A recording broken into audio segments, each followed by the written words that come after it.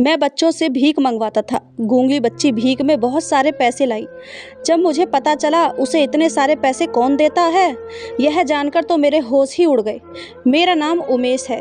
मैंने अपनी ज़िंदगी में बहुत बड़े बड़े पाप किए थे, लेकिन सबसे बड़ा पाप किया था कि मैं मासूम और कम उम्र के बच्चों से भीख मंगवाता था।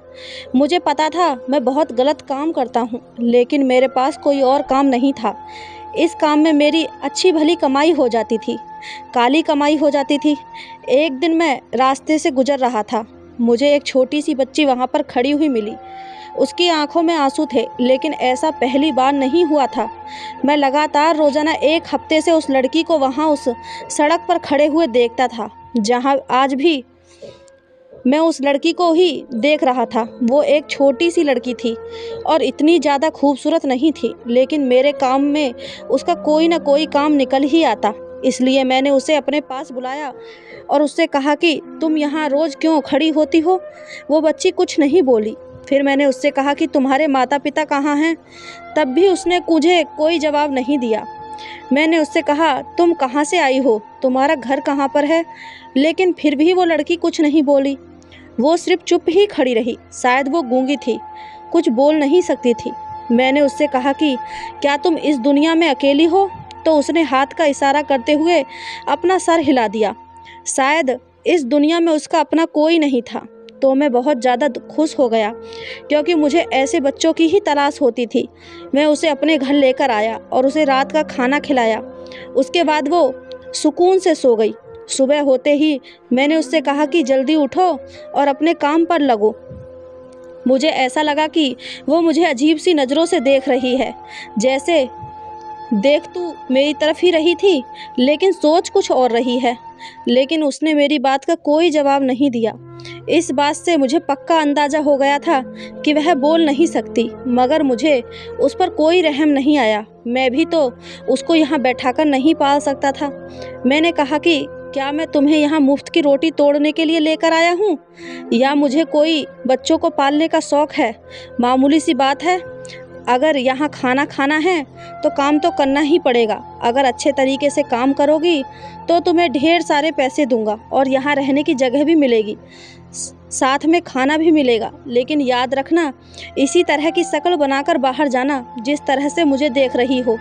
उसकी आंखों में हैरानी और चेहरे पर दुख था। मैंने बाकी के बच्चों को भी जगाया और कहने लगा कि सारे बच्चे उठो और काम पर लगो। दरअसल मैं छोटे बच्चों से भीख मंगवाने का काम किया करता था।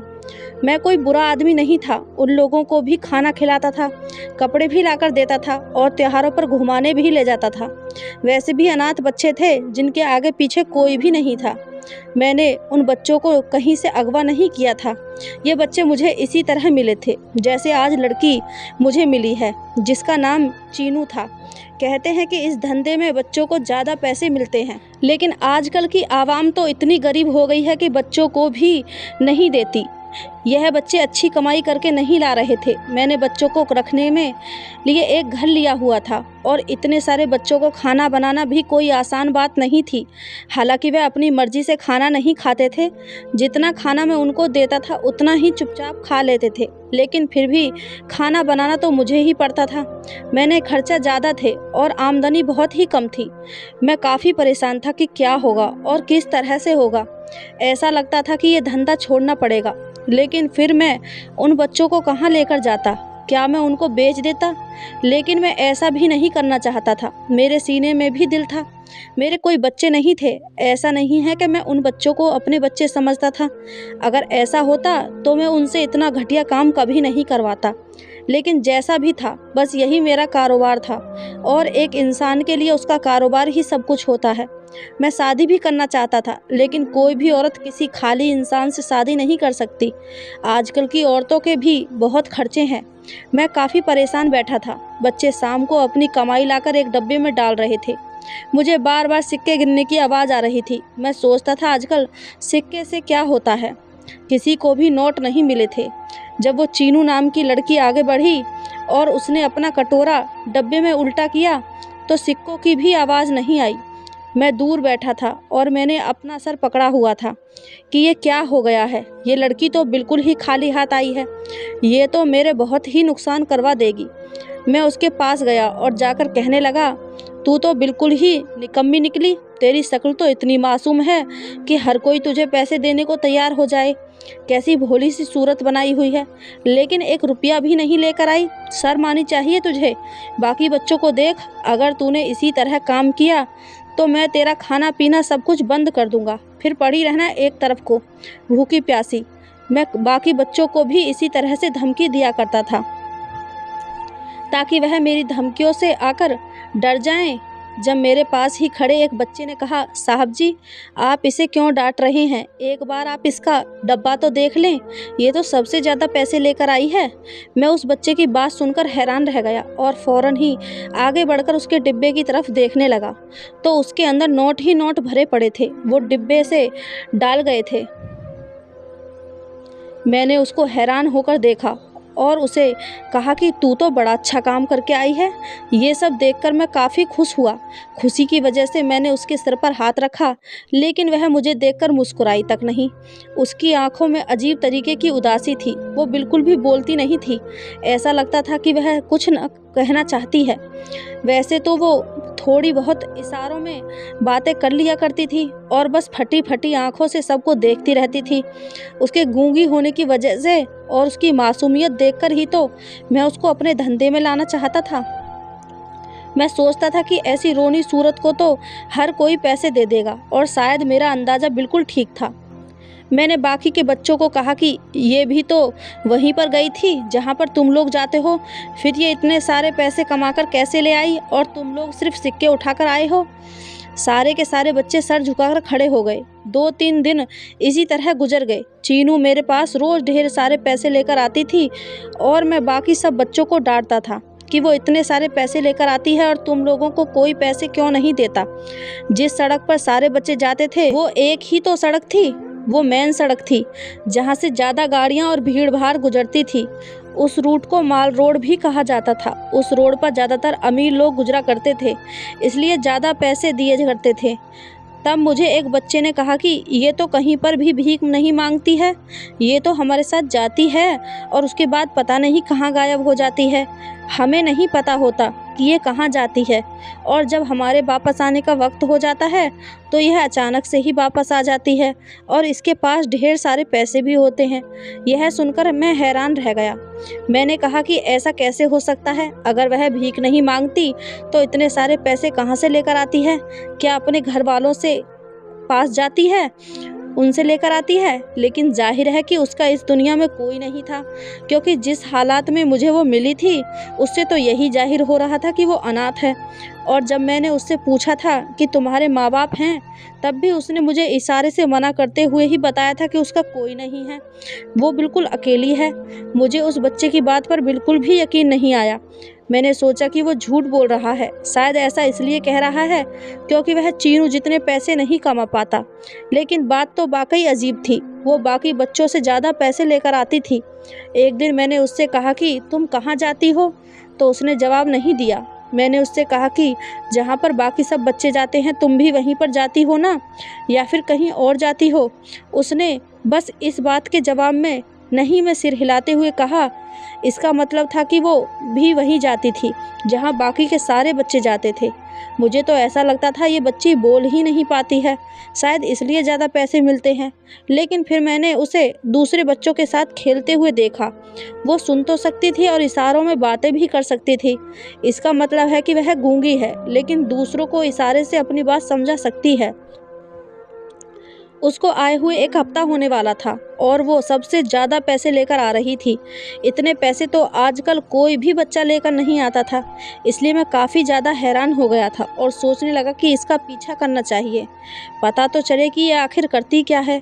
मेरे दिमाग में काफ़ी सारी बातें आ रही थीं। ऐसी ऐसी बातें भी आ रही थीं जो शायद मुझे नहीं सोचनी चाहिए थी, लेकिन मैं क्या कर सकता था। हाँ, हमारी दुनिया तो ऐसी ही है और मैंने इससे ज़्यादा बुरी कहानियाँ सुनी और देखी थी, इसलिए मैं और दूसरे तरीके से ही सोच रहा था। मैं अगले दिन ही उसके पीछे जाने की प्लानिंग बना रहा था और जब मैंने उसके पीछे जाने की कोशिश की तो अचानक से सामने मकान मालिक ने आकर मुझे रोक लिया। और उसने कहा कि तुमने 3 महीने का किराया नहीं दिया है। एक तो तुम इस तरह का काम करते हो, ऊपर से किराए में भी देरी कर देते हो। अगर मैंने पुलिस को बता दिया कि यहाँ पर ये सब कुछ हो रहा है तो फिर सोच लो कि तुम्हारी क्या हालत होगी। ये बात सच है कि तुमने इन बच्चों को अगवा नहीं किया, लेकिन अगर पुलिस को बता दिया जाए कि तुम बच्चों को अगवा करते हो तो पता नहीं कितने साल तुम्हें जेल की चक्की पीसते पीसते हो जाएंगे। और वैसे भी पुलिस को कौन यकीन दिलाएगा कि तुम बच्चों को अगवा नहीं करते। पुलिस तो तुम्हारे ऊपर बच्चे अगवा करने का ही केस डालेगी। मैं हैरान था कि आजकल हर इंसान अपनी जगह पर शैतान बना हुआ है। अब मैं उस मकान मालिक से क्या कह सकता था। मैंने उसे कहा कि ठीक है, मेरी जेब में जितने पैसे थे मैंने उसको सारे दे दिए और कहा कि बाकी के पैसे भी दे दूंगा, लेकिन दोबारा इस तरह की धमकी मत देना। जब उसके हाथ में पैसे थमाए तो उसका अंदाज ही बदल गया। उसने कहा कि उमेश भैया, फिक्र मत करो, ऐसी कौन सी बात है, घर वाली ही तो बात है, किसी को कुछ पता नहीं चलेगा। यह कहते हुए वह वहाँ से चला गया। मैं चीनू के पीछे जाना चाह रहा था, लेकिन जा नहीं पाया और रात को कुछ ऐसा हुआ कि मैं हैरान ही रह गया। जब उसने अपने डिब्बे को उल्टा किया तो उसके अंदर 500 के काफ़ी सारे नोट थे। मैं तो हैरान रह गया। हैरानी इस बात की थी कि किसी भी बच्चे को इतने पैसे नहीं मिले थे जितने चीनू लेकर आई थी। ये बच्ची गूंगी थी। मुझे लगता था कि शायद भीख देने वाले लोग भी अंधे हो गए हैं। मैंने उससे कहा कि इतने सारे पैसे तुम्हें कहाँ से मिले और किसने दिए। वो चुपचाप खड़ी हुई मेरी बातें सुनती रही। मैंने दोबारा उससे पूछा कि इतने सारे पैसे तुम्हें किसने दिए, कौन देता है तुम्हें इतने सारे पैसे। मैंने उसके हाथ में वो सारे पैसे रखे और कहा कि क्या तुम्हें पता है ये पैसे तुम्हें किसने दिए।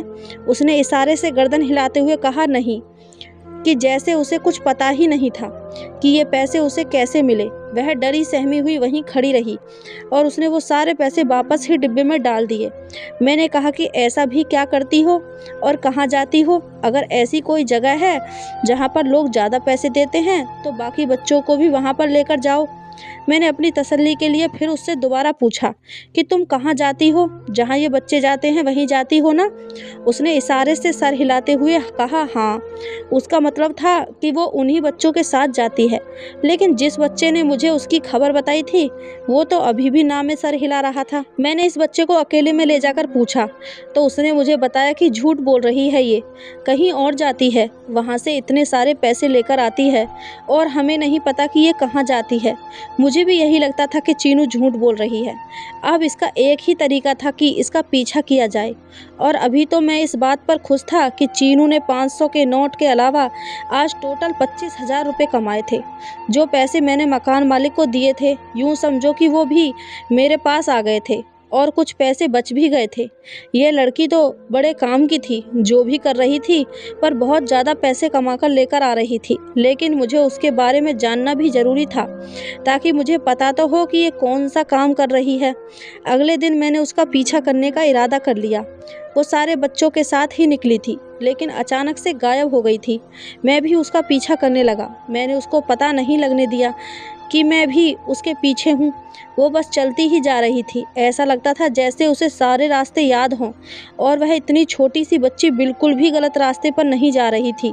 वहाँ से वह एक खुले हुए इलाके में चली गई जहाँ आसपास 2-3 घर थे। कुछ घरों की बैंक साइड थी और कुछ घरों के मेन दरवाजे भी थे। यहाँ पर एक पेड़ भी लगा हुआ था। यह एक छोटा सा पार्क था, लेकिन इस जगह पर कोई आता जाता नहीं था क्योंकि यहाँ के हालात बहुत ही ख़राब थे। वो जाकर उस पेड़ के नीचे बैठ गई और उसने ऐसे ऐसे करतब दिखाने शुरू कर दिए कि थोड़ी देर बाद ही लोग उसको पैसे देने लगे। मैं वहाँ खड़ा हुआ दूर से ही सब कुछ देख रहा था। लोग खुद ही उसकी तरफ आ रहे थे और उसको पैसे दे रहे थे। वो आखिर क्या कर रही थी, मुझे कुछ भी समझ में नहीं आ रहा था। कभी वह नाचती थी, कभी कोई करतब दिखाती।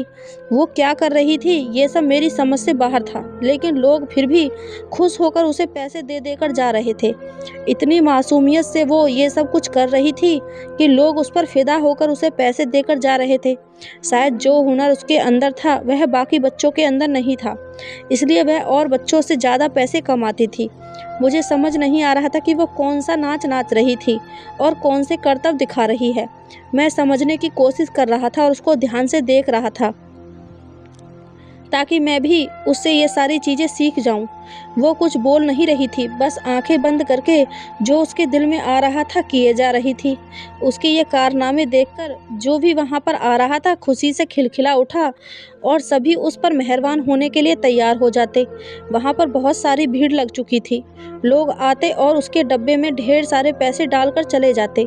फिलहाल ये लड़की जो कुछ भी कर रही थी, मैंने सोचा कि ये सब मैं भी करता हूँ और बाकी के बच्चों को भी यही सिखाऊंगा ताकि वो भी इसी तरह ढेर सारे पैसे लाने लगे। उसके बाद वह थक गई तो थोड़ी देर बाद उसने अपने डिब्बे को सीने से लगाया और उसी पेड़ के नीचे लेटकर सो गई। अब मुझे पता चला कि ये क्या कर रही थी। जाहिर है जब उसके सारे पैसे बन गए थे तो उसे और ज़्यादा काम करने की क्या ज़रूरत थी, जबकि बाकी बच्चे तो सुबह 9 बजे से लेकर रात को 10 बजे तक काम किया करते थे, लेकिन इसका काम तो पूरा हो गया। तो इसलिए ये महारानी यहाँ पेड़ के नीचे लेटकर आराम करने लगी। मैंने अपने दिमाग में सारी बात बैठा ली थी कि उसने क्या क्या किया, क्योंकि यही सब मुझे भी आजमाना था। बस जब मैं ये सब कुछ खुद करने जाऊं तो मुझे सारी बातें याद रहें कि आखिर उसने यहाँ इस पेड़ के पास क्या क्या किया था, जिसकी वजह से भीड़ उससे इम्प्रेस हो गई थी। मैंने जब ये धंधा शुरू किया था मैं कहीं आता जाता भी नहीं था, क्योंकि लोगों को अगर पता चल जाता कि उन सब के पीछे मैं हूँ तो कोई ना कोई मुझे पुलिस के हवाले करवा ही देता। अभी भी इस दुनिया में काफ़ी सारे लोग मौजूद हैं जो मुझसे कहते हैं कि तुम बहुत बुरा काम कर रहे हो, छोटे छोटे मासूम बच्चों से भीख मंगवाकर उनकी कमाई खाते हो। हाँ ठीक है, करता था मैं बुरे काम, लेकिन मैं और क्या करता। मैं अपनी ज़िंदगी से बहुत तंग आ गया था। कमाई का कोई जरिया नहीं था मेरे पास और कोई रास्ता भी नहीं था। मैं भी एक अच्छा इंसान बनना चाहता था, लेकिन बन नहीं सका, क्योंकि जब मेरे पेपर्स हो रहे थे तो मैंने अपने टीचर को ही उसकी गलती बताई। मेरी टीचर नकल मारने पर एक बच्चे को बुरी तरह मार रही थी। मैंने कहा कि आप गलत कह रही हैं, आप उस बच्चे को जानवरों की तरह मार रही हैं, ये गलत बात है और बच्चों से गलती तो होती ही रहती है, लेकिन इसका ये मतलब नहीं कि आप उसे इस तरह जानवरों की तरह पीटें। लेकिन वो टीचर तो मेरे पीछे ही पड़ गया, उसने मुझे फेल कर दिया। मैंने दोबारा से पढ़ने की कोशिश की, लेकिन उस टीचर ने मुझे फिर से फेल करवाने की कोई कसर नहीं छोड़ी। इस तरह मेरी ज़िंदगी बर्बाद हो गई। मेरे माँ बाप तो बचपन में ही मुझे छोड़कर चले गए थे। मेरा कोई अपने रिश्तेदार भी नहीं था जो मुझे अपने पास रख लेता। मैं बचपन से ही अकेला हो गया था, किसी ने मुझे कोई सहारा नहीं दिया। कभी मैं भी बच्चों को देखकर कहा करता था कि इतने हट्टे कट्टे होकर भीख मांगते हो, पता नहीं इसके पीछे कौन है जो उनसे भीख मंगवाते हैं। और आज मैं भी उनके पीछे खड़ा हुआ एक बुरा आदमी था, लेकिन मुझे अपने किए पर कोई पछतावा नहीं था, क्योंकि मुझे भी तो जिंदा रहने था, वरना मैं भूखा मर जाता।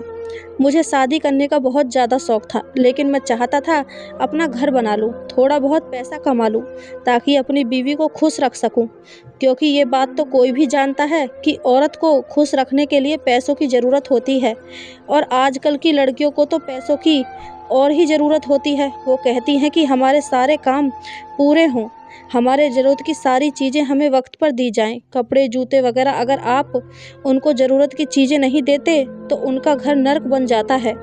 औरतों के साथ खुश तो तभी रहा जा सकता है जब हम भी औरत को खुश रखें, और इन सब के लिए मुझे पैसे चाहिए थे।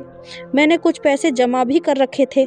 मेरा एक और दोस्त भी था, वो भी इसी काम से जुड़ा हुआ था जो काम मैं करता था। उसने कहा कि जब तुम्हें इन बच्चों की ज़रूरत नहीं हो और तुम कोई और काम करना चाहो तो ये बच्चे मुझे गोद दे देना। उसके पास मेरे जैसे बच्चे थे, लेकिन वह बड़ा ही जालिम था। उन बच्चों पर बहुत जुल्म करता था, उन पर हाथ भी उठाता था, उनको ज़्यादा अच्छा खाना भी नहीं देता था, और उनसे घर में काफ़ी पाबंदी लगा रखी थी। वो तो रात में भी उनसे काम करवाया करता था। मैंने भी सोचा था कि मैं कोई और काम शुरू कर दूंगा और ये बच्चे उसको दे दूंगा, मुझे बच्चों के बदले में अच्छी खासी रकम मिल जाएगी। ये सब तो मेरे फ्यूचर के प्लान थे, लेकिन अभी मेरे दिमाग में उसी बच्ची के कारनामों ही घूम रहे थे। मैंने वो सब कुछ जो उसने किया अपने दिमाग में बैठा रखा था। मैंने इंटरनेट पर सर्च किया वो कौन से करतब कर रही है, लेकिन इंटरनेट ने भी उसके करतब को नहीं पकड़ा और मुझे भी कुछ समझ नहीं आ रहा था।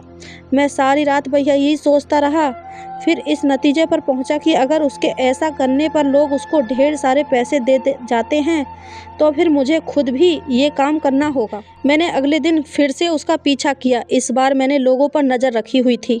जो लोग उसे पैसे दे देकर जा रहे थे उनकी शक्ल ऐसी लग रही थी कि वो ये काम बहुत ही खुश होकर कर रहे हैं। उनको उसे पैसे देने में कोई भी दिक्कत नहीं थी। लोग तो उसे हज़ारों रुपए दे देकर जा रहे थे, वरना किसी फ़कीर को कोई 100-50 रुपए से ज़्यादा देकर नहीं जाता आजकल। चलो कोई दोस्त दे देता है, लेकिन यहाँ तो बात हज़ारों तक पहुँच चुकी थी। इसलिए सोचने की बात तो थी। मैंने 3-4 दिन चीनू का पीछा किया और 3-4 दिन तक मैंने देखा तो ये सब कुछ क्या हो रहा है। मैं घर से बाहर नहीं निकलता था, लेकिन मुझे रिस्क लेना ही पड़ा क्योंकि मुझे पता करना था कि आखिर चल क्या रहा है। एक दिन मैंने उससे कहा कि आज तुम काम पर नहीं जाओगी। ये बात सुनकर वो थोड़ी परेशान हो गई और उसकी आंखों में आंसू आ गए और बाकी बच्चे जाने लगे, लेकिन वो भी मेरे मना करने पर उन बच्चों के पीछे पीछे चलने लगी। मैंने उसको जाते हुए रोक लिया कि मैंने तुम्हें मना किया था ना, आज तुम काम पर नहीं जाओगी, तो फिर इन बच्चों के पीछे क्यों जा रही हो। शायद वो उन बच्चों के पीछे जाना चाहती थी। मैंने कहा आज तुम आराम करो, अपने घर में ही बैठो।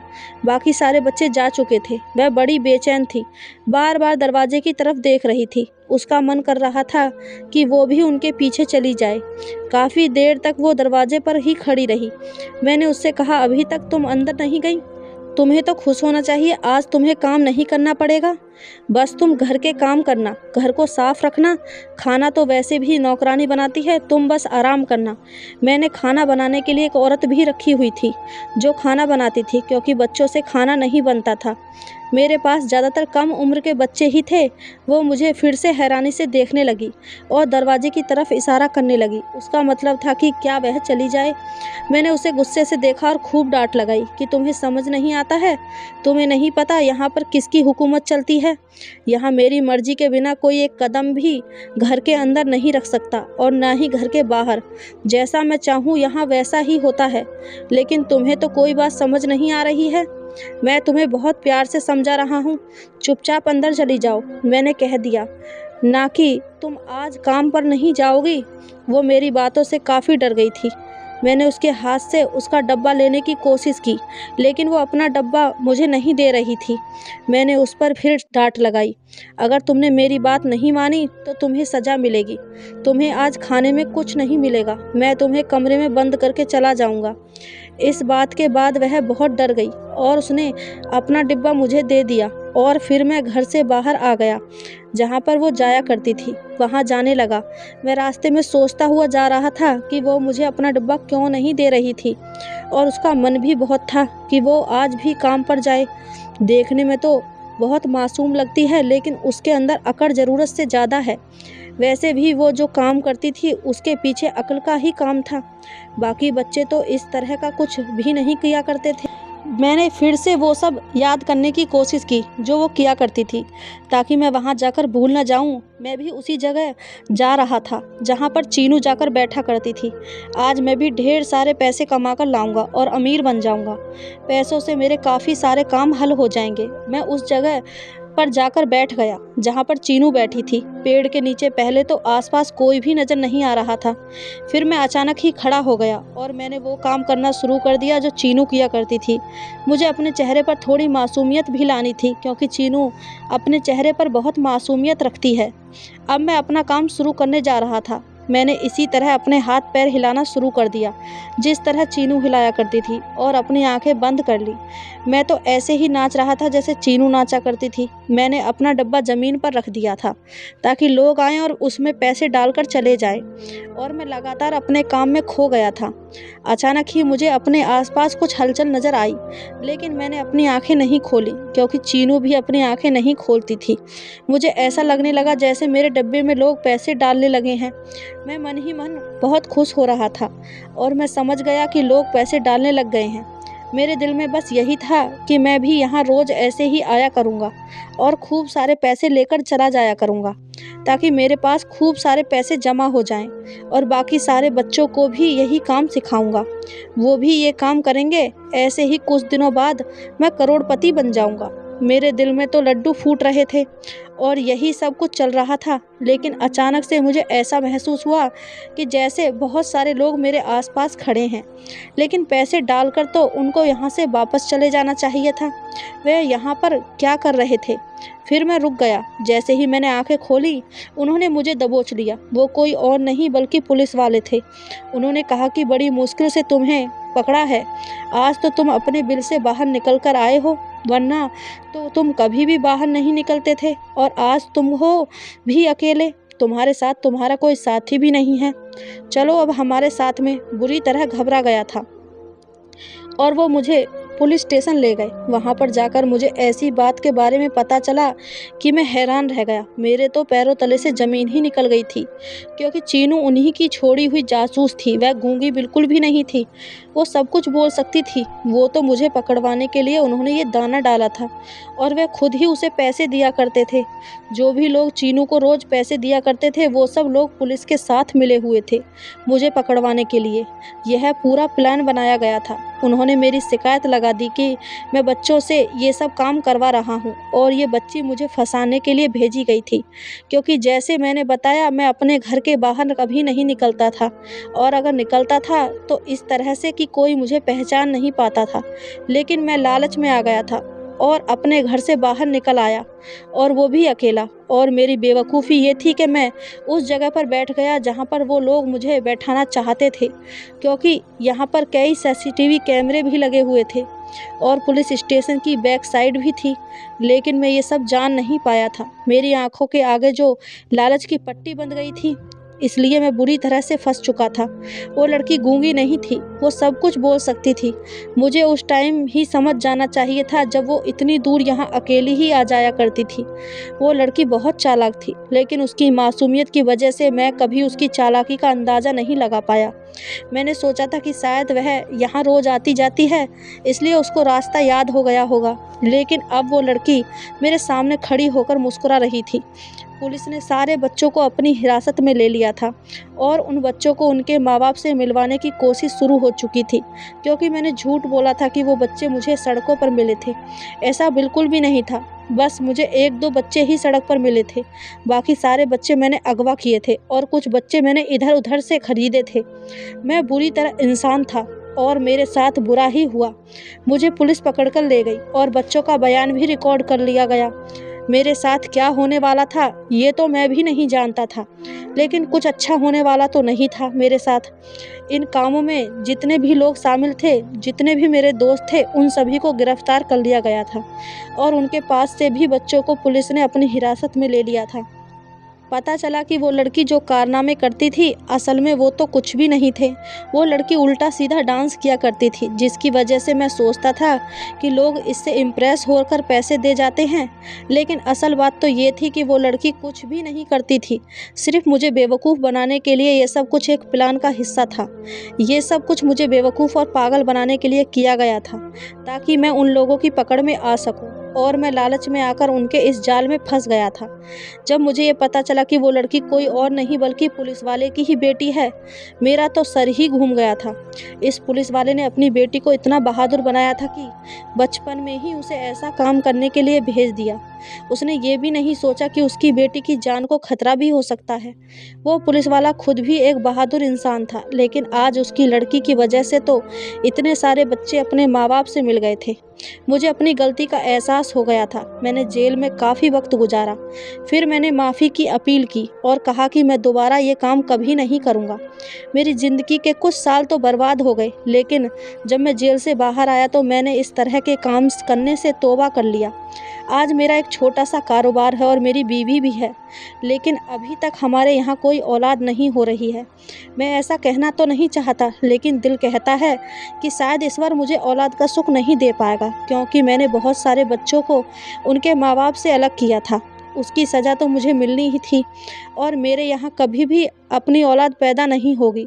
मैं दिन रात ईश्वर से बस यही प्रार्थना किया करता था, क्योंकि मैं चाहता था कि मुझे भी अपनी औलाद का सुख जीते जी मिल जाए। लेकिन अभी तक ऐसा कुछ भी नहीं हो रहा था। हम समझते हैं कि हम चुपचाप पाप कर लेंगे और हमें सज़ा भी नहीं मिलेगी, मगर ऐसा कुछ भी नहीं है। कुछ लोग तो ये भी कहते हैं कि सज़ा अगले जन्म में मिलेगी, तो वहीं जाकर देखा जाएगा, लेकिन ये नहीं समझते कि कुछ गुनाहों की सज़ा हमें इसी दुनिया में मिलती है और बहुत ही बुरी मिलती है। मेरे साथ भी यही सब कुछ हुआ है। मैं अब एक बहुत अच्छा और एक ईमानदार इंसान बन गया हूँ और नफ़रत करने लगा हूँ उन लोगों से जो बेचारे छोटे मासूम बच्चों से भीख मंगवाते हैं। कभी रास्ते में चलते हुए मुझे कोई बच्चा दिख जाता है जो भीख मांग रहा होता है, मुझे उन पर बहुत तरस आता है। मैं इतना अमीर तो नहीं हूँ कि उनको अपने घर रख सकूँ, लेकिन मैं उनको बड़े प्यार से एक अनाथ आश्रम में छोड़ आता हूँ और वहाँ पर उनके लिए कभी कभार खाना या फिर छोटे मोटे तोहफे लेकर जाता हूँ। मैंने अपने गुनाहों की दिल से माफ़ी मांग ली है। बच्चे तो ईश्वर की देन होते हैं। बच्चों की असल ज़िंदगी तो उनका बचपन है, जो कि वह जी भर कर जी लेते हैं, खेलते हैं, कूदते हैं। बड़े होने के बाद तो वही बच्चे अपनी जिम्मेदारी संभालने लगते हैं। फिर कहाँ वो बच्चे रहते हैं, फिर तो वो बड़े हो जाते हैं और हम और आप जैसे बन जाते हैं। बच्चे फूलों की तरह नाजुक होते हैं।